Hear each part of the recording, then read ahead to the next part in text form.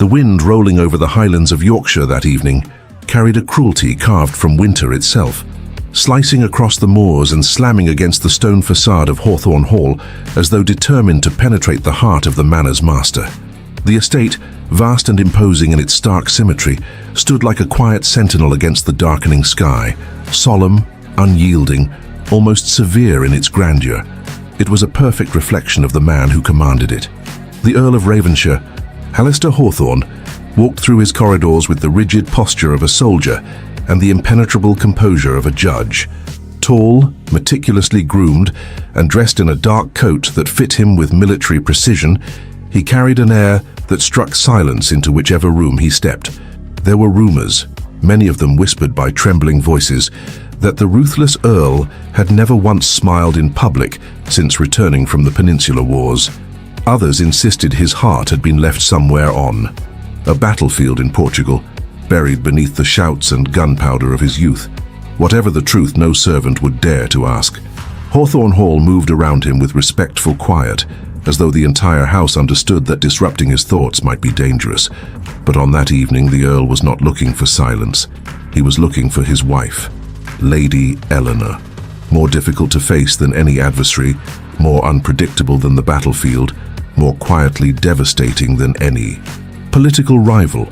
She had become, without ever intending, the only person whose opinion mattered to him, though he would have rather sliced off his own hand than admit it aloud.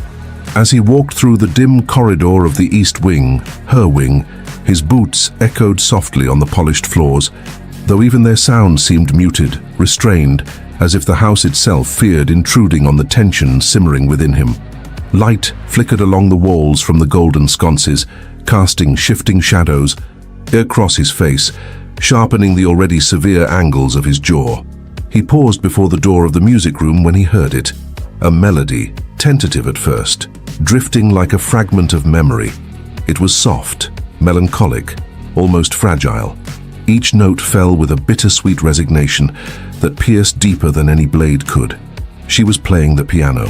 He lingered, hand resting against the carved wood of the door, unwilling to enter, yet unable to leave. The melody wrapped around him, drawing tight. On a part of him, he had long believed numb.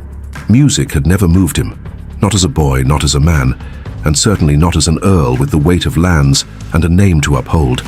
But something in those delicate notes held a pain he recognized too well. A quiet ache, a silent goodbye, and goodbyes always unsettled him. Taking a slow breath, one that almost trembled despite his attempts at control, he pushed the door open.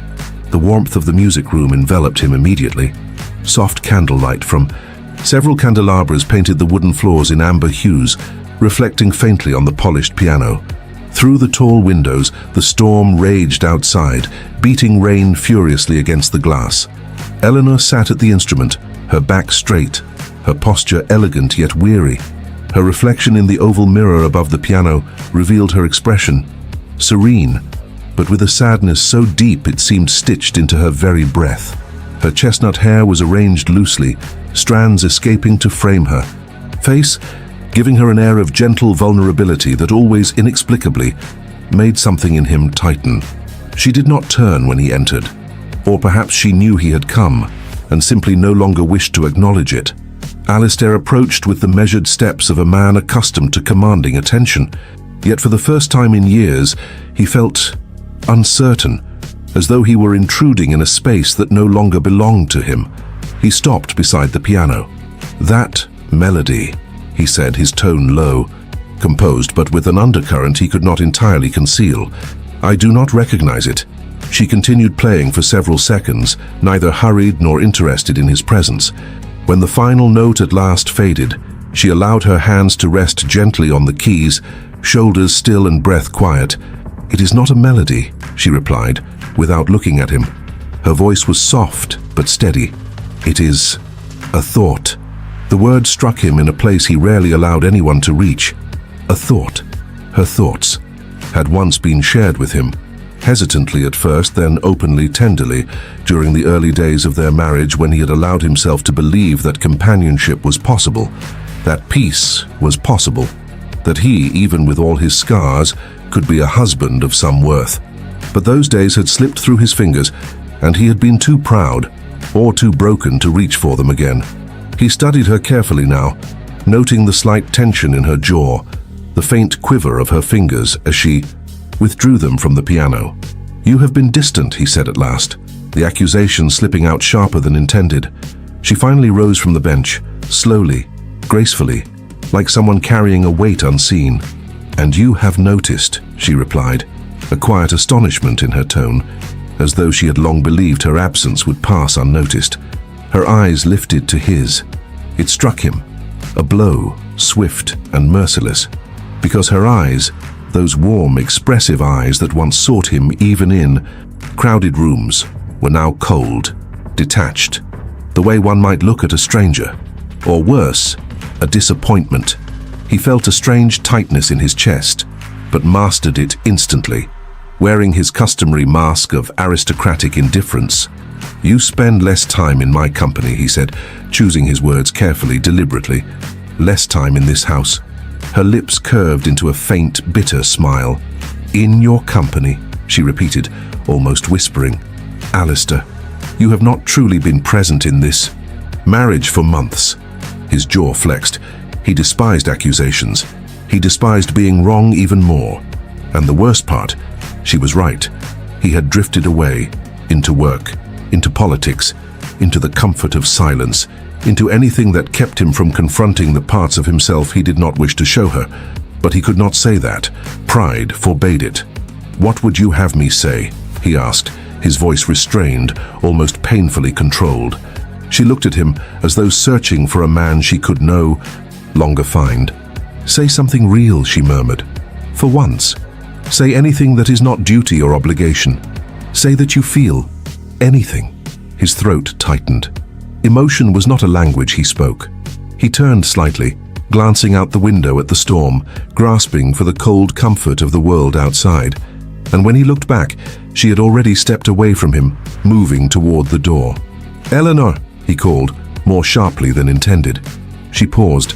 He hated how relief washed through him simply, because she stopped. He hated how desperate he suddenly felt for her to look at him, but she did not turn. "I have never asked you for more than you could give," she said softly. "But now, I no longer know if you wish to give me anything at all." He felt something shift, an unfamiliar panic, faint yet undeniable. "You are my wife," he replied stiffly, inadequately. She closed her eyes at that. "Exactly," she whispered. "I am your wife, and you treat me as though that title binds me to silence." His breath caught, sharp and involuntary, because he knew he had wielded silence like a weapon for too long, with soldiers, with servants, with adversaries, but with her, never intentionally. Yet perhaps that was the greatest cruelty, what he inflicted without intention. Before he could answer, she opened the door, and in the quietest voice he had ever heard from her, she said, "I stopped looking at you, Alistair, because you stopped seeing me." The door closed behind her with a soft click, small insignificant sound, but in the quiet that followed, the mighty Earl of Ravenshire felt something fracture, a splinter, fine but deep, a wound where no weapon had reached him. For a long moment, he remained utterly still. Only the storm outside dared to move, lashing relentlessly at the windows. He stared at the door she had walked through, a hardness settling in his chest, not anger, not pride, fear. Fear of losing something he had never learned how to hold. When he finally exhaled, the E sound trembled, just slightly, but enough for him to hear it, enough for him to understand with a cold clarity that wrapped around him like the winter itself, that his wife had slipped beyond his grasp. And for the first time in many years, Alistair Ravenshire, the ruthless Earl feared by all, felt utterly powerless. The storm had not quieted by morning. Rain still beat relentlessly against the tall windows of Hawthorne Hall, and the sky hung low and iron grey over the Yorkshire landscape. Alistair stood before the mirror in his dressing room, fastening the last button of his waistcoat with rigid, deliberate movements. His reflection stared back at him, colder than the glass, harsher than any truth he dared examine. Behind those grey eyes lived a man no one saw, and yesterday, for the first time in far too long, he had allowed Eleanor to see the slightest crack. He despised himself for it. Yet, he had not slept. He had paced his room for hours after she left the music room, restless, silent, haunted by the echo of her voice. "I stopped looking at you because you stopped seeing me." He had repeated the words in his mind until they attached themselves to something deeper, something he did not want to reach. When he finally descended the stairs that morning, the house felt different, not emptier but watchful, as though every servant sensed that something had shifted in the hierarchy of silence that ruled Hawthorne Hall. He found Eleanor in the breakfast room, a simple room by aristocratic standards, sunlit, delicately decorated with a view of the gardens now soaked by rain.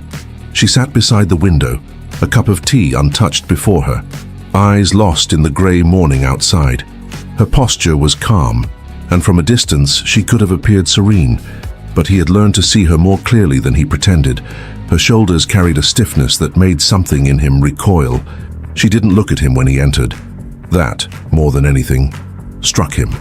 There were moments in their marriage, a laugh shared at a dinner party, a brush of her hand on his arm, a quiet evening reading by the fire, when he had caught her watching him, not with fear or expectation, but with hope.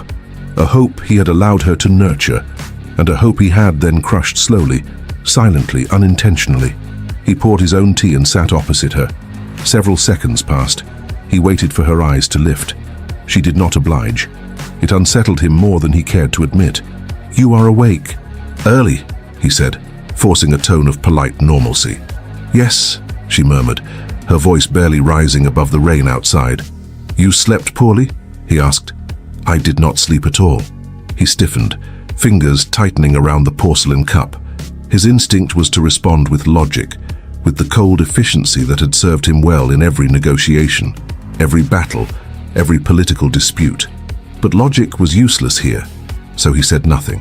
She finally glanced at him, but the look was brief, too brief for his pride to find solace in it. "You needn't pretend concern, Alistair," she added softly. The words hit him with a sharper sting than anything she had said the night before.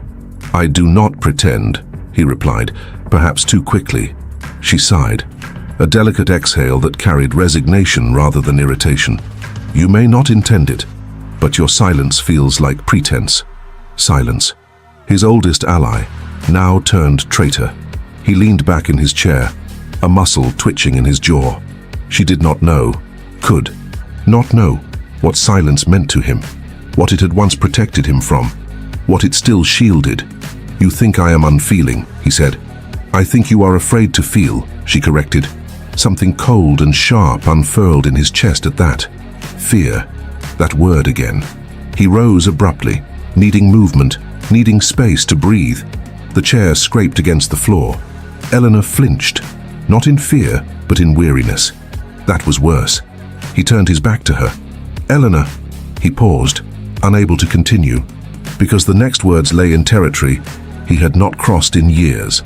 She waited, patiently, painfully patient, but he could not speak of the past. Not now. Not when the wound still lived beneath the surface, as raw as the day it was carved into him. Instead, he asked, "Will you be at home this afternoon?" "I have planned a visit to the orphanage in Ravenshire," she replied. He tensed, not because of the destination, but because she hadn't mentioned it to him earlier. Because once she had shared every little thing. Because once she had looked at him as though his presence mattered even in trivial details. Now she moved through her days independent of him. "And after that?" he asked. "After that," she said, finally meeting his eyes with a gentleness that left him aching. "I do not know." The uncertainty in her voice unsettled him more than any threat he had faced in Parliament. "Eleanor," he began, softer now, "I did not intend—" "I know," she interrupted, not with anger, but with a calmness that cut deeper. "You never intend to hurt, but it happens all the same." She stood, smoothing her gown. When she walked past him, her perfume, a subtle blend of jasmine and rosewater, lingered painfully in the air. She used to smell like comfort. Now she smelled like distance. He almost reached for her arm. Almost. But his hand froze before he made contact. Pride, fear, habit. They chained him, and she left the room without looking back. Again. After she disappeared down the corridor, Alistair exhaled sharply, a sound halfway between frustration and despair. He had faced French armies without blinking, had walked into fire and returned unshaken, had commanded men with iron words. But one woman's quiet disappointment tore through his armor as nothing else ever had. He left the breakfast room and walked to his study. The room was dark, despite the hour, the curtains drawn halfway. Papers lay neatly on his desk. Correspondence regarding estate matters, political invitations, financial reports. Work waited for him as it always did, loyal and predictable. But his mind would not settle. Against his will, memories stirred. A different morning, a different woman, a different life. He had been 22 when he first understood what it meant to lose someone he cared for. Her name had been Margaret Elwood, a general's daughter, sharp-minded, warm-spirited. During those brief months before the war consumed everything, she had been the only person who ever coaxed laughter. From him, she died in Lisbon. She died in his arms. She died believing he would return to her, and he never forgave himself. He closed his eyes, jaw tightening with old, familiar pain. He remembered the blood on his hands, the coldness of her skin, the last breath she exhaled, a sigh of trust he never deserved. Silence had protected him after that. Silence had been his refuge. Silence had been his armor. And then Eleanor came into his life. A marriage arranged, yes, but she had surprised him. With her compassion, her quiet courage, her tenderness, she had asked for nothing but presence, nothing but truth, nothing but the one thing he could not give. He had tried at first, tried to be a husband, tried to be the Earl she believed he could be. But old wounds bleed even when unseen. He opened his eyes. That pain, Margaret's death, the guilt he carried, sat like stone inside him. It was what held him back from Eleanor, what tightened his throat when she asked for real words, what kept him stiff and guarded every time she reached for him. He could not endure losing someone again, so he had ensured distance, so he had ensured she would not become precious, so he had ensured she could not break him. But she had, quietly, slowly, irrevocably. He moved to the window, staring at the unending rain. He should have told her everything. He should have explained why silence was his refuge. He should have said that every time she approached his heart, he heard the last breath of another woman whisper through his grief. But men like Alistair did not confess pain. They endured it, they buried it, they let it rot inside. He remained there, immobile, for nearly an hour. When he finally left the study, he found himself moving without purpose, until he reached the entrance hall just as Eleanor's carriage was being prepared. She emerged from the corridor wearing a deep blue cloak, her hair pinned neatly, her expression composed. The footman bowed. She walked past him with a polite nod. Not cold, not cruel, just indifferent. It terrified him. He stepped forward. Eleanor. She paused, her lips parting in the faintest echo of the woman who once waited for him to share himself. He swallowed, fighting the barricade inside him. Return safely, he said. A simple wish. A stupid one. Her eyes softened for a fraction of a second, enough to remind him of what he had once been offered. I always try, she whispered. And then she left, stepping into the carriage as though stepping out of his life. The horses pulled away, wheels splashing through the muddy path, and Alistair felt a coldness settle over him that had nothing to do with the weather. He watched the carriage disappear. He did not move, not when the rain worsened, not when the servants retreated in silence, not when the world continued as though nothing inside him had changed. He stood there, motionless, holding an ache he had spent years pretending he did not possess. A wound older than his marriage, older than his title, older than the mask he wore with such precision. And slowly, painfully, he understood. Eleanor was not leaving him out of anger. She was drifting away because he had taught her to, and one day soon, she might not return. The rain eventually subsided, but the heaviness it left behind lingered inside Alistair long after the storm had passed. Hawthorne Hall, usually so orderly in its silence, felt hollow as though the walls themselves sensed the fracture widening between the Earl and his wife. Every distant footstep, every faint rustle of the staff's duties, echoed with an unfamiliar discomfort he could neither name nor ignore. Eleanor returned late that afternoon. He heard her carriage before he saw her, wheels crunching over the wet gravel, the horses snorting through the chill air. He moved instinctively toward the entrance hall, then stopped halfway down the staircase, unsure why he had risen at all. By the time she entered through the heavy oak doors, he had positioned himself as though he had simply been passing by. Her cheeks were flushed from the cold, her hair slightly disheveled from the wind, and there was a faint smile lingering on her lips, a soft, unguarded expression he had not seen in weeks.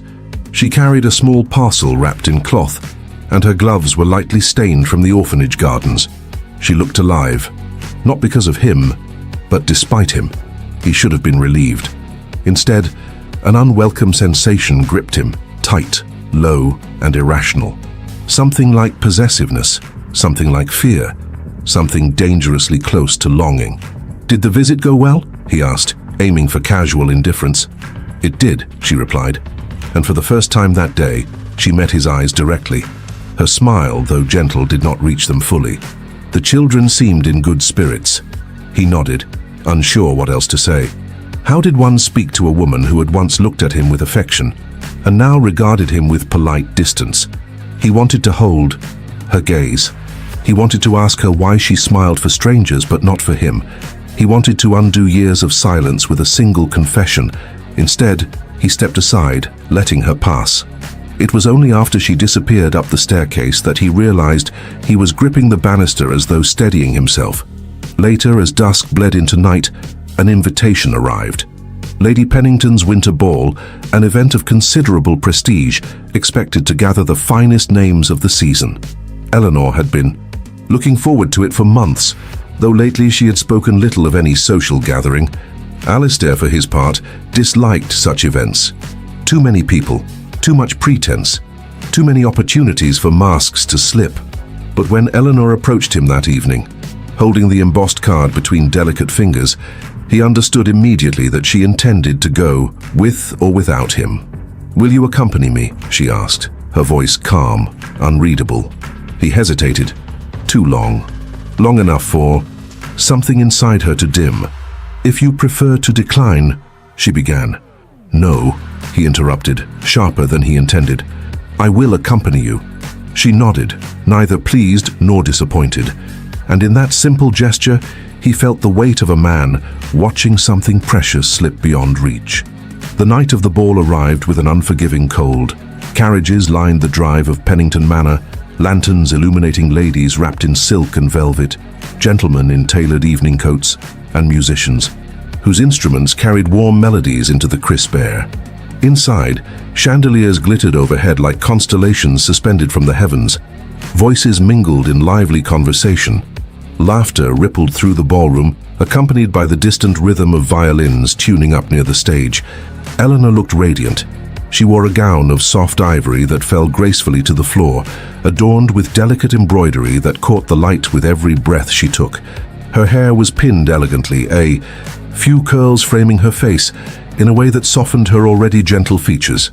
Alistair, in contrast, looked every inch the severe aristocrat, dark coat, white cravat tied with military precision, expression composed to conceal the storm beneath. Upon entering, Eleanor moved with ease among the guests, exchanging polite greetings, offering warm smiles. She had always possessed a natural ability to make others comfortable, an effortless charm that he admired more than he dared express. And then he saw him. Lord Whitford, younger, handsome, charismatic in a way that drew attention without effort. He stood near the orchestra, speaking with a group of guests. When his eyes fell on Eleanor, they brightened noticeably. He approached her with a deferential bow and a smile that bordered on admiration. Alistair's jaw tightened. Whitford had been a frequent presence at social gatherings in recent months, always friendly, always polite, always lingering a second longer when speaking to Eleanor. He watched Eleanor greet him with the same grace she offered everyone, but there was a softness in her smile, a softness she no longer reserved for her husband. Whitford extended his arm.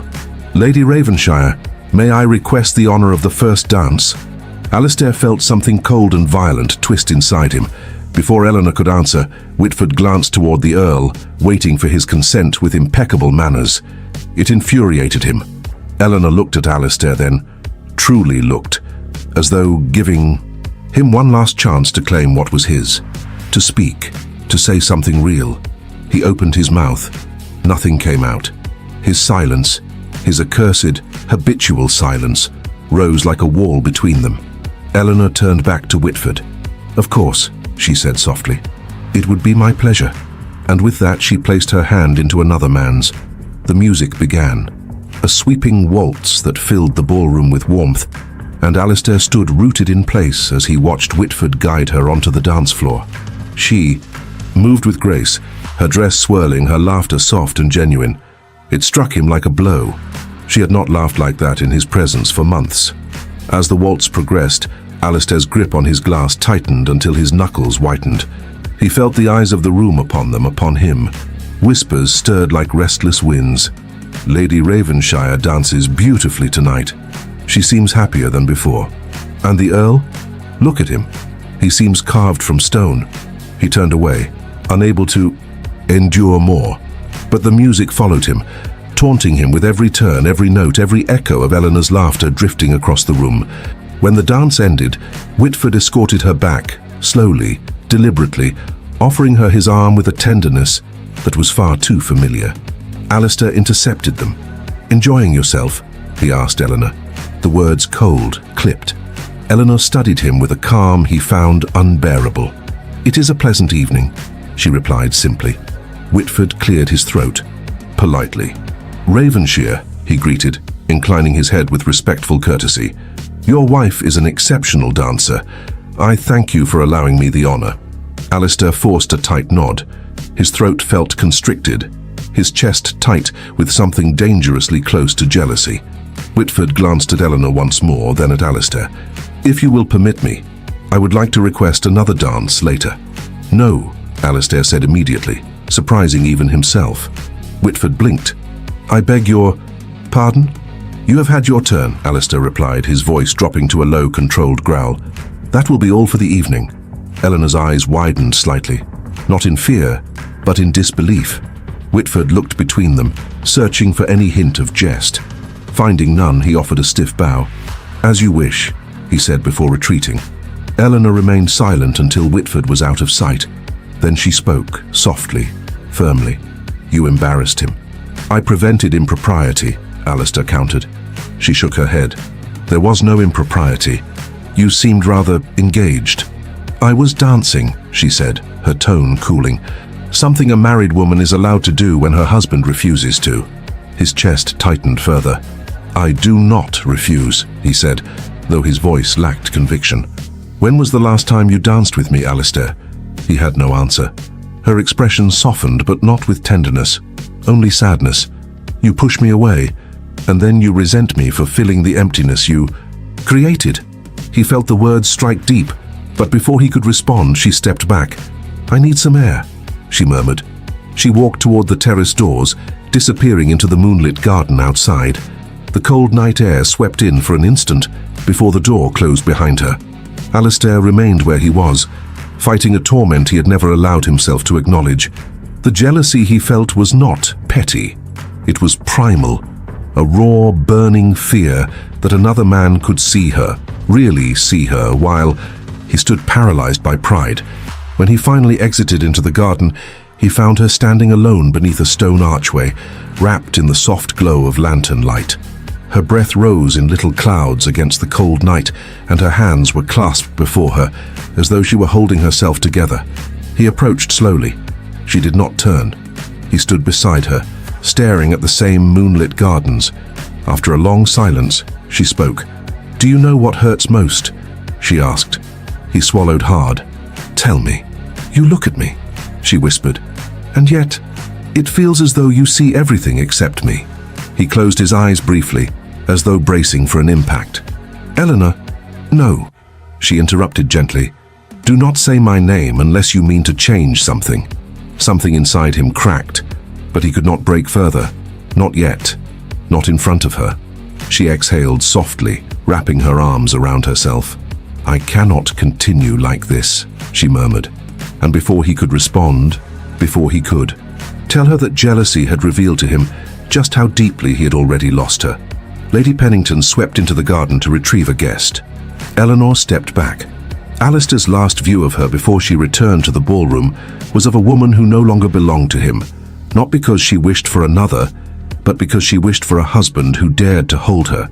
He remained in the cold long after she left, because the warmth of the ballroom was nothing compared to the fire consuming him from within. The return from Lady Pennington's ball was made in a silence so sharp it felt like a blade pressed between them. Eleanor sat on one side of the carriage, turned slightly toward the window, her face partially illuminated by the occasional flicker of lantern light from the passing road. Alistair sat opposite her, hands clasped tightly, fighting the instinct to speak, but unable to form the words that might undo the damage he himself had deepened. Every turn of the wheels echoed like a judgment. He had watched her dance with another man. He had watched her smile, not at him, but at someone who had not earned her smile, who had not carried her pain, who had not lived beside her silence. And he had reacted without thought, driven by jealousy and an old wound he refused to name. He wanted to apologize, he wanted to explain, but explanations required vulnerability, and vulnerability required the courage to open a wound he had spent years burying. Finally, Eleanor broke the silence. "I did not expect you to embarrass Lord Whitford," she said, her voice quiet but not timid. "That is not your nature." He stiffened. Her calmness unsettled him more than anger would have. "I will not apologize for protecting what is mine," he replied. Her brow creased faintly, not with indignation, worse, with disappointment. "Alistair, I am not a possession." He looked at her sharply. "No, you are my wife. That word means different things to us," she murmured. Her voice was not sharp. It was soft, almost weary. And somehow that softness wounded him more than any accusation. He leaned forward slightly, his tone cold but trembling with something he refused to acknowledge.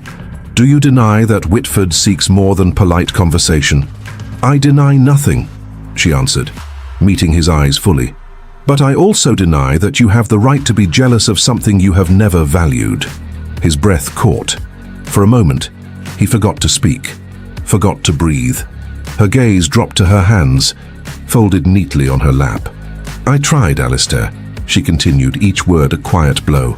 "For so long, longer than you know. I tried to make you see me, to make you feel safe with me. But you live behind walls I cannot reach." He turned away, jaw tightening. "Those walls protect us both. They isolate us both," she corrected. A harsh truth, one he did not want to hear. When they finally reached Hawthorne Hall, she stepped out without waiting for him to offer his hand. He watched her ascend, the steps before him, her posture composed, her movement steady, yet he could feel the distance widening with every step she took. Inside, she paused only briefly. "Good night, Alistair," he swallowed. "Good night." She disappeared down the corridor to her rooms. He did not sleep. He did not undress. He paced. The house was silent, save for the faint whisper of the wind. Shadows clung to the walls, as though they were watching him, judging him, and for once, he could not hide behind silence. He had pushed her too far, and tomorrow he feared she might break. The breaking came sooner. By morning, an unwelcome visitor arrived at the estate, an invitation delivered not on paper, but in person. Lord Whitford. Alistair found him in the entrance hall, speaking politely to one of the footmen. Eleanor stood a few paces away, her face pale but composed. Whitford bowed upon seeing the Earl. "Ravenshire, forgive the intrusion. I wish to inquire after Lady Ravenshire's well-being after last night's events." The words were innocuous, the tone was respectful, the meaning was intolerable. Eleanor intervened quickly, sensing the tension building in Alistair's posture. "Lord Whitford, you needn't trouble yourself." "It is no trouble," Whitford replied gently. "I felt responsible." The Earl seemed displeased by our dance. Alistair stepped forward. His voice dropped to a tone that silenced the entire hall. "My displeasure becomes your concern only when you forget your place." "Eleanor," gasped softly. Whitford froze, then straightened, a front but still attempting civility. "My place he said carefully, is as a friend of Lady Ravenshire, nothing more. That is precisely what concerns me, Alistair said. Eleanor's eyes widened. Alistair, stop! But he could not stop. Pride, the old destructive companion, took control. You mistake kindness for attachment, Alistair continued, eyes fixed on Whitford. My wife has no need of male admirers, least of all ones too eager to misinterpret courtesy. Whitford flushed. I assure you I have done nothing of the sort. Eleanor stepped between them then, something she had never done before. Alistair, please, this is not necessary. He looked at her. She looked back, eyes shining not with love, but with hurt. A hurt that he had placed there. Whitford bowed stiffly. I will take my leave. Lady Ravenshire, I apologize if my presence has caused discomfort. He departed before Alistair could respond. The front doors closed with a heavy thud. Eleanor turned, and the heartbreak he had feared arrived, not with shouting, not with tears, but with a trembling exhale. How could you speak to him like that? She whispered. He overstepped, Alistair replied, though his voice lacked conviction. He showed concern, she corrected. Something that should have come from you. The words struck like a blade. She stepped closer, her voice trembling. Do you know what that scene looked like? He swallowed. I acted as any husband would. She shook her head. No. You acted as a man terrified of losing what he never cared to keep. His breath left him. She continued, hurt spilling into her voice. And you did it in front of others, in front of him, in front of your staff. You humiliated him, yes, but you humiliated me too. That was not my intention, but that is the result. Silence. A silence that felt like the final toll of a bell. When she spoke again, her voice was soft, but resolute. I am leaving Hawthorne Hall. For a few days. His heart stopped. What? I need time, space, I need to think. He stepped forward instinctively. No. She recoiled, not dramatically, but enough for him to see it. Enough to break something inside him. This house has become suffocating, she whispered. Not because of its walls, but because of what you will not say, what you will not feel, what you will not allow. Eleanor. No, she said again, quieter. Do not say my name as though it will make me stay. He reached for her hand. She gently pulled it away. The rejection, so subtle, so polite, so devastating, felt like being struck across the face. He forced himself to breathe. Where will you go? To my mother's, only for a short while. A few days. It might as well have been a lifetime. You would leave this house, he asked, voice barely audible. Leave? Me? Eleanor looked at him, and in her eyes he saw all the love she had once offered, and all the hurt he had caused by refusing it. You left me long before I ever thought of leaving you, she whispered. He flinched, actually flinched. She stepped back once more. I will return, she said softly, but I do not know what remains to be repaired when I do. Then she walked past him.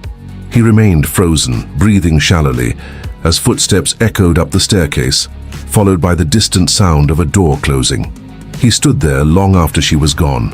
The Ruthless Earl, feared by all, brought to his knees not by war, not by politics, not by any enemy, but by the quiet, trembling resolve of the woman who had once looked at him with devotion, and whom he had pushed into silence. He swallowed hard, teeth clenched, heart pounding painfully. For the first time in years, he felt a terror so deep it stole the breath from his lungs. Not the terror of loss, not the terror of vulnerability, but the terror of realizing he had caused the very thing he feared most. He had driven away the only person who could have saved him. The morning Eleanor left Hawthorne Hall, the sun rose weakly over the Yorkshire hills, its pale light struggling to break through the heavy clouds. The house was unnervingly still, as though holding its breath. The footman moved quietly, avoiding the Earl's gaze, and Mrs. Winfield, the housekeeper, issued orders in hushed tones, so as not to disturb the fragile tension hanging in the air. Alistair descended the staircase just in time to see Eleanor standing in the entrance hall, her small travel trunk beside her. She was wrapped in a dark blue cloak, her hands clasped tightly in front of her. Her face was composed, too composed, and her eyes, though steady, seemed to hold a storm he had helped create. He froze on the last step, breathing shallowly. She turned at the sound of his boots on the marble, and for a fleeting moment, the familiarity of her expression softened something inside him, but just as quickly she lowered her gaze, as though afraid that meeting his eyes would weaken her resolve. "You are leaving now," said, his voice low, thick with something he refused to identify. "Yes," she murmured. "The carriage is ready." He took one step toward her. "Eleanor, this is unnecessary." "It is absolutely necessary," she replied, and though her voice was calm, he detected the faint tremor beneath it. "I cannot breathe in this house, Alistair. Not when every room reminds me of what we do not say." He felt the words slice through his composure. "You are my wife." Her chin lifted slightly. "A wife you do not speak to. A wife you do not confide in. A wife you are jealous of only when another shows her kindness." A muscle in his jaw tightened. "I have never neglected my duties toward you." She let out a breath that sounded like the shattering of a final hope. "But Alistair, I did not marry your duties." He opened his mouth, then closed it again, because every word he tried to form felt inadequate, unworthy, too small to carry the weight of what he needed to say. Instead, all he managed was a stiff, "How long will you be gone?" "Only a few days," she answered softly. He nodded, but the gesture felt hollow. He sensed it. This was the beginning of something he feared he would not be able to stop. The footman opened the door. Cold winter air swept into the hall. Eleanor reached for her gloves and began pulling them on with slow, deliberate movements. Then, without looking at him, she said, "Goodbye, Alistair." The formality of her tone, the polite, distant note, struck him harder than any anger. "Could have." He stepped closer, voice tight. "Eleanor, wait." She paused but did not turn around. He wanted to tell her everything. Everything he had buried. Everything he feared. Everything he regretted. He wanted to tell her about Margaret, about the day a dying woman had breathed her last in his arms, about the promise he failed to keep, about the guilt that clung to him like a shadow. But fear held him still. Fear of the past. Fear of the truth. Fear of breaking in front of her. Fear of loving her. And so he said nothing. Absolutely nothing. She closed her eyes for a brief moment, as though praying he would stop her with words he could not speak. And then she stepped out into the cold morning. The carriage door closed. The horses lurched forward, and the Earl of Ravenshire watched his wife leave him. Not with anger, not with vengeance, but with heartbreak. He remained standing there long after the carriage disappeared down the drive, his chest clenched with a pain he had never felt before, not even on the battlefield. For the first time in years, Hawthorne Hall felt unbearably empty. He turned away from the door, his composure cracking. He retreated into his study and closed the door behind him, leaning heavily against the wood, as though the weight of it could hold him together. But it could not. The silence inside the room felt colder than the winter outside. He crossed to the fireplace and pressed both hands against the mantel, bowing his head. The truth he had, avoided for years, crashed into him. He needed her, he loved her, and he had never told her. The word, love, felt foreign, sharp, unwelcome. He had denied it for so long that it now sounded like a stranger's whisper, but it was the only truth left. He had loved her quietly, cowardly, from a distance she could not cross, and now she was gone. The next days were a torment. The house carried her absence like a wound. Her laughter no longer drifted through the corridors. Her footsteps no longer echoed down the staircase. The music room remained silent, the piano untouched. Even the scent of her, jasmine and rosewater, seemed to fade from the rooms faster than he could bear. Each evening, he found himself wandering the halls aimlessly, pausing in doorways she once filled with warmth. Her embroidery hoop lay unfinished on a small table near the window. Her favorite book rested open on a chair, a ribbon marking her place. Her shawl hung neatly in the cloakroom, as though it waited for her. Shoulders. He found himself touching the shawl one morning, his fingers brushing against the soft wool and recoiling as though burned. He could not bear it. He could not bear the reminder of all he had broken. The staff grew uneasy. They exchanged glances when he entered a room. They spoke in softer tones, as though afraid any loud sound might shatter him further. Mrs. Winfield approached him delicately one afternoon. "Would you care for tea, my lord?" "I do not," he replied curtly. She nodded and withdrew, but he could feel her worry trailing behind her like a shadow. He stopped attending meetings in town, stopped replying to correspondence, stopped visiting the stables. The estate's affairs began accumulating on his desk in untidy piles, something unimaginable for a man like him. He could focus on nothing but the empty space where Eleanor should have been. Each night, he went to bed late. Each morning, he woke too early. Sleep offered no refuge. On the third night, he awoke from a dream so vivid it left him breathless. Eleanor stood before him, her eyes full of tears, whispering, "You never once said you needed me." He sat up, heart pounding, drenched in cold sweat. It was not a dream. It was memory, a truth he had refused to acknowledge. He rose from bed, unable to remain still. The house was dark except for the faint glow of moonlight filtering through the corridor windows. He walked through the halls until he reached the music room. The piano sat there in silence, accusing him. He approached it slowly and touched the top of the instrument, his fingers gliding over the polished wood. He imagined her hands resting there, imagined her playing those melancholic notes that had pierced him the night before she left. Without meaning to, he sank into the bench. His hands hovered above the keys, trembling. He could not play. He had never learned. But he pressed down on one note, a single low tone that resonated in the quiet room. The sound was lonely, empty, unfinished, just like he was. He remained there until dawn. By the fifth day, the estate steward approached him with concerns. "My lord, there is a matter requiring your decision regarding the northern tenants." Alistair merely stared at the document placed in front of him, the words swimming across the page as though written in a language he did not understand.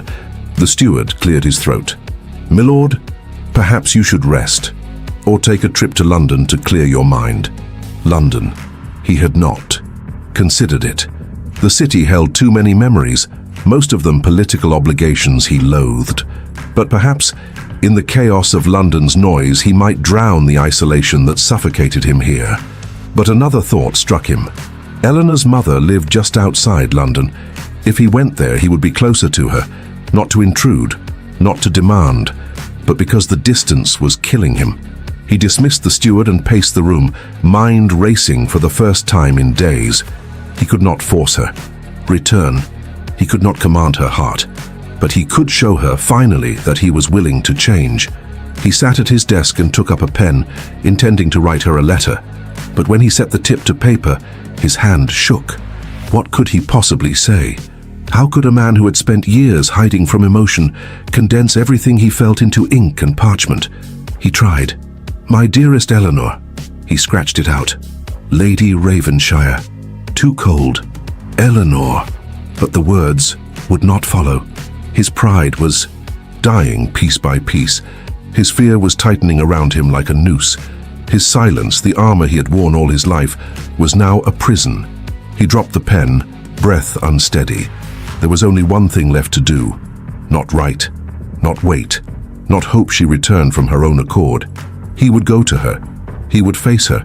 And for the first time in his life, he would speak the truth. The decision settled over him like a vow. He rose, called the butler, and ordered his carriage prepared for London. Not for business, not for politics, but because he could no longer bear the ache her absence carved inside him. He was going to her, whatever it cost him, whatever he had to confess, whatever walls he needed to break. He was going to bring her home. Alistair left Hawthorne Hall before dawn. The sky was still dark, streaked with the faintest line of grey at the horizon. Frost coated the fields, turning the Yorkshire landscape into a silent sheet of silver. The horses stamped impatiently as the coachman secured the last strap, their breath rising in clouds into the frigid morning air. The Earl climbed into the carriage without a word. His heart pounded with a mixture of dread and determination, emotions he had long forgotten how to navigate. As the carriage lurched forward and the familiar silhouette of Hawthorne Hall faded behind him, a cold realization settled over him. He did not know whether she wished to see him. He did not know whether she still belonged to him. He did not know whether he deserved her return at all. But he was going. The road to London was a blur of wintry fields, barren trees, and distant villages. Hours passed in silence. broken only by the steady rhythm of hooves against frozen ground. Alistair leaned back against the carriage seat, but his posture was rigid, his hands clasped tightly, knuckles white beneath his gloves. He replayed every moment of their final days together, her expression when Whitford approached her voice trembling in the garden, her eyes filled not with anger, but with resignation, her hand pulling away from his as she whispered, "You left me long before I ever thought of leaving you." Those words echoed through him like a haunting refrain. He had been a soldier, he had been a statesman, he had been a leader, he had survived war and loss and grief, but nothing had ever frightened him the way losing Eleanor did. When the carriage finally entered the outskirts of London, the city greeted him with the familiar bustle of horses, clattering wheels, market cries, and the rising smell of coal smoke above rooftops. But the usual clamour of London did little to distract him. His pulse quickened with every turn of the carriage. She was close. Within this vast city, close enough to reach, close enough to speak to, close enough to lose forever. Her mother, Lady Pembroke, lived in a refined townhouse on Westmere Row, an elegant but modest residence compared to Hawthorne Hall. When the carriage stopped before the wrought iron gate, Alistair stared at the front door for a long moment before stepping out. For the first time in years, he felt unprepared. He knocked. A maid answered, blinking in surprise when she recognized him. "Milord Ravenshire, we did not expect—" "Is she here?" he asked, his voice low. The maid hesitated. "Yes, milord, but well, she is indisposed." He clenched his jaw. "Take me to her. I must announce you first." But Alistair brushed past gently but firmly, his long strides, carrying him down the narrow corridor toward the drawing room. The maid hurried after him, flustered. "Milord, please, Lady Pembroke is with her daughter. I beg you—" He stopped at the doorway. Eleanor was there. She sat near the window, wrapped in a soft shawl, her face pale from exhaustion or sadness. Lady Pembroke stood beside her, speaking in a low voice. Both looked up. Eleanor's expression changed instantly. Shock, followed by confusion, followed, slowly, by something closer to pain. "Lady." Pembroke stiffened, her protective instinct flaring. "Lord Ravenshire, this is unexpected." Alistair inclined his head politely. "Forgive the intrusion, Lady Pembroke. I mean no disrespect, but I came to speak with my wife." Eleanor rose, but unsteadily, as though unsure whether to approach him or move away. Her mother stepped protectively before her. "My daughter is here to recover, and I will not allow her to be drawn into any further distress." Alistair swallowed, stepping forward, but stopping several feet short. "I came to make amends," he said, his voice resonating with a sincerity that startled even him. Lady Pembroke studied him with a sharp, experienced gaze. "Words are easy, milord. My daughter does not need words. She needs peace." Eleanor gently placed a hand on her mother's arm. "It is all right." She looked at Alistair with measured calm. "If he came all this way, let him speak." Lady Pembroke reluctantly stepped aside. Alistair inhaled deeply, steadying himself. The room felt unbearably small. "Eleanor," he began, his voice low, "I know I have no right to ask for your forgiveness, but I need you to understand." She lifted a hand, silencing him. "No promises, Alistair. No declarations you cannot keep." He nodded. "I will speak only the truth," he said. She did not step closer. She did not soften. She simply stood and waited. And for the first time in his life, he felt fear, raw, human, humiliating fear, press against his ribs. "It is not jealousy of—" "Whitford," he began. "It is fear, a fear I have carried for far too long." Her brow furrowed slightly. "Fear? Of what?" He exhaled shakily, the truth catching in his throat. "To lose you," he said. Eleanor's breath caught, but she said nothing. He continued, fighting the weight that pressed on his chest. "Years ago, I lost someone I cared for. Someone who deserved more than I could give. She died, and afterward, I built walls to survive." Eleanor closed her eyes briefly, as though absorbing the blow. "I never meant to bring those walls into our marriage," he continued, "but I did. I kept you at a distance because I feared losing you the way I lost her. I feared opening my heart only to watch it be destroyed again." There was a long, agonizing silence. Eleanor finally spoke, her voice barely audible. "You could have told me." He nodded, shame washing over him. "I know. You could have trusted me," she murmured. "I know. You could have let me in." Her voice trembled now. "Instead, you left me alone in a marriage where I was meant to be your partner." He stepped closer, just one step. "Eleanor, I never wanted you to feel alone. But I did." She looked directly at him, and her eyes shone with unshed tears. "Every day." He flinched. Her voice strengthened. "You speak of fear, but you were not the only one afraid. I was afraid too. Afraid of loving someone who would never love me in return." His chest constricted painfully. "You believed that? What else was I to owe?" "Believe?" she whispered. "Your silence crushed me. Your distance hollowed me. Your pride made me invisible." His breath shook. He reached for her then, slowly, as though approaching a frightened animal. But she stepped back. "Do not touch me," she said quietly. "Not until I understand whether this change is real." He let his hand fall. Lady Pembroke watched silently, arms crossed, judgment in her eyes. Eleanor continued, still calm but firm. "I do not want grand confessions, Alistair. I do not want apologies you do not understand. I want action, proof, consistency." "You will have it," he said at once. "I have heard promises from you before." "I am not promising," he replied, voice low and earnest. "I am choosing, every day from this moment." Their eyes held. Something flickered in her expression, a faint tremor of hope, almost too fragile to see, but she shook her head. "Not today," she whispered. "You cannot mend years of silence with a single morning's resolve." He swallowed hard. "Then allow me the chance to show you." She hesitated. Lady Pembroke interjected sharply. "My daughter needs rest." "You have done enough." Alistair turned to her. "With respect, madam, I will not leave London until she knows the truth of my heart." Eleanor lifted her head. "You may stay in London, but not here. I will not live with you, not yet." He felt the words strike deep. "As you wish. And," she added softly, "I will not guarantee that I will return home with you." His breath stopped. "Eleanor, this decision is mine," she said, holding his gaze steadily. "My heart is mine." He felt something in him collapse, but he nodded. Because she was right. Because he deserved nothing from her. Because the only way to win her back was to let her go freely and to earn her trust, not command it. He bowed his head. "Very well." She exhaled, trembling slightly. "We will speak again, but not today."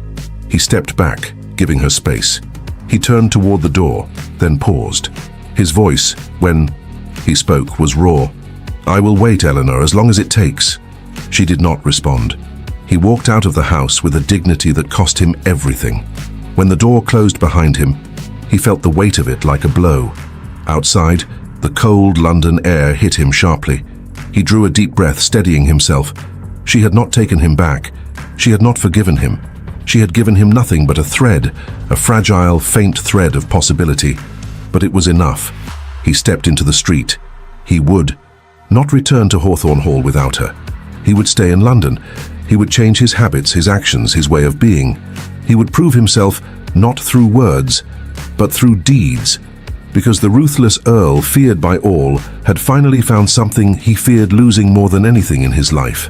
Her. London had never felt so vast or so unforgiving. For days, Alistair walked its streets with the heavy stride of a man carrying his own execution order. He rented a modest suite in a gentleman's hotel near Belgravia, far from political acquaintances, far from society's eyes, far from the familiar weight of responsibility that had always given him refuge. Here, he had no refuge. Here, he had only himself, and the growing fear that Eleanor might not return to him. She had not sent word, not a message, not a note, not even a polite acknowledgement of his arrival. He did not visit Lady Pembroke's home again, not out of pride, but out of respect. Eleanor had asked for time, and for once in his life, he would honor what she needed rather than what he demanded. He spent his days pacing the city streets, Hyde Park at dawn, Chelsea at midday, Westminster at dusk. All the while, his thoughts circled the same relentless truth. Without her, Hawthorne Hall was only a building.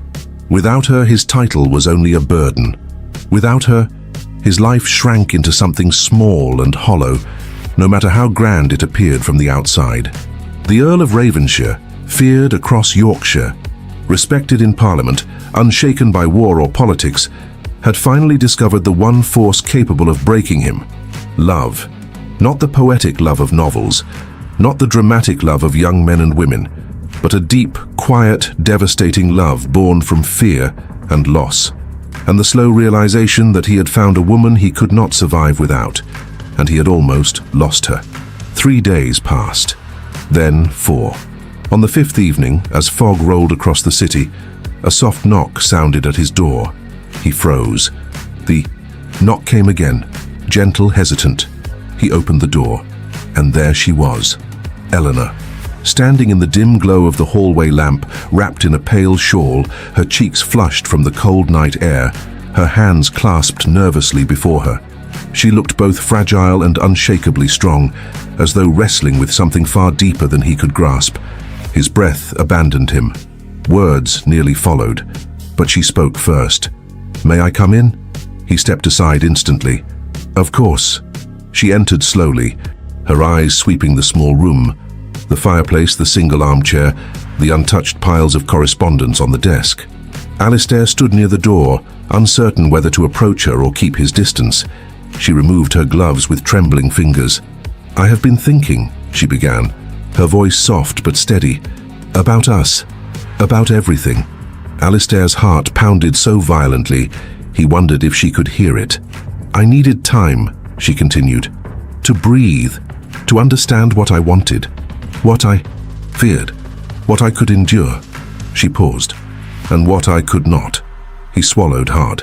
"Eleanor, if you have come to say goodbye—" "No," she said sharply. He froze. She took a small step toward him. "I did not come to end our marriage." The relief hit him so powerfully his knees almost weakened. "But," she continued, lifting her chin with quiet resolve, "I did come to ask for truth, all of it, without pride, without silence, without armor."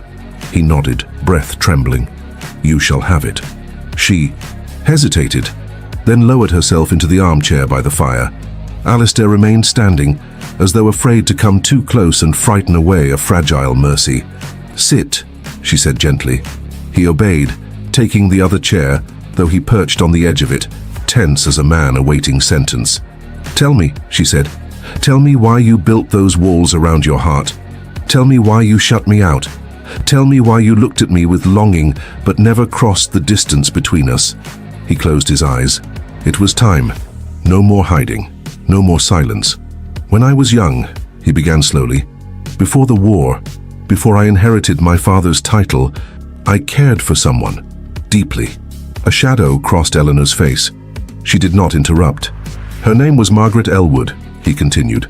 "We were engaged, or nearly. I loved her." He paused, then corrected himself. "Or I believed I did." It was the fevered love of youth, intense, consuming, fragile. Eleanor listened with steady composure, though her fingers tightened around the armrest. She followed her father to Portugal during the campaign. I went to her as soon as I could, and she died in my arms. He let out a shuddering breath. I could not save her. I failed her. I watched the life leave her eyes, and in that moment, I decided that love was a lie designed to destroy men. Eleanor's gaze softened, pain flickering across her features, not for herself, but for him. "I built walls," he said quietly. "Walls no one could breach. Walls I believed would keep me from ever feeling that kind of loss again." Her voice was almost a whisper. "And you brought those walls into our marriage." "I did," he admitted, "not out of cruelty, but out of fear." She looked down at her hands.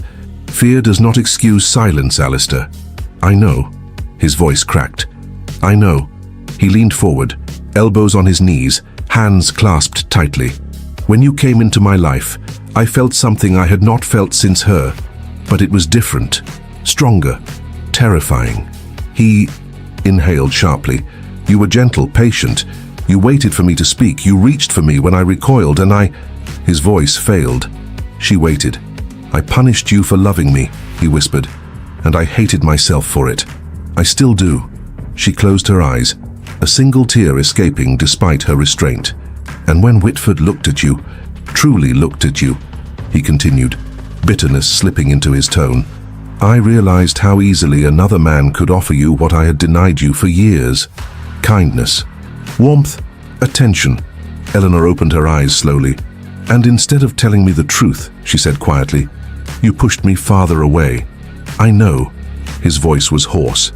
I know. I made every mistake a man could make. He rose abruptly, the confession too weighty to contain while sitting. He paced once, then stopped in front of the fireplace, staring into the flames. I came to London to reclaim you, he said, turning toward her, but I have realized something these last days. She looked up at him, waiting. I do not want to reclaim you. He paused. I want to deserve you. Her breath trembled. He stepped toward her, slow, deliberate steps. Not as an earl, not as a man accustomed to command, but as a man stripped of all pride. When he stood before her, he knelt. The Earl of Ravenshire, feared by all, knelt before his wife. Her breath caught in her throat. Eleanor, he said, voice breaking, I cannot promise to never falter. I cannot promise that fear will not grip me again. But I can promise you this. If you return to me, if you give me another chance, I will spend every day proving that you are the center of my life. Not through grand declarations, but through action, through presence, through honesty. Her lips parted, trembling. He continued, I will not be the man I was. I cannot be. And if you walk away now, I will not stop you. I will not bind you to a title or a duty or a broken man trying to mend himself. Tears welled in her eyes.